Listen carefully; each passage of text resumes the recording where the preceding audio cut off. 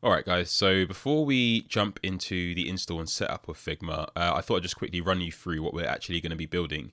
So for those of you that don't know what this is the Next.js landing page. Next.js is a framework built on top of React, which is a JavaScript framework. And yeah, I'm a big fan of Next.js, a big fan of Vercel, which are the team behind it. And yeah, I thought it would just be really fitting for this course as well. I think it should really satisfy all of the different things we'll be going through. So I think we should be able to, by the end of this course, get this section of the landing page at least done. I think for the rest of it, if I just scroll down here, I think we'll leave this as maybe a challenge at the end. If anyone wants to go further, they can give maybe some of these other sections, or maybe the full thing if you want to give it a go. I'm not sure how we would implement these in Figma. I'm sure there's definitely a way to do it. I just don't know how at this current point.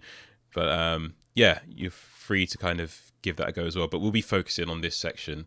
And yeah, as we go through each section, we'll be hopefully add to our kind of like replica. So yeah, that's all for this lesson, and I will catch you guys in the next one where we'll be installing and setting up Figma.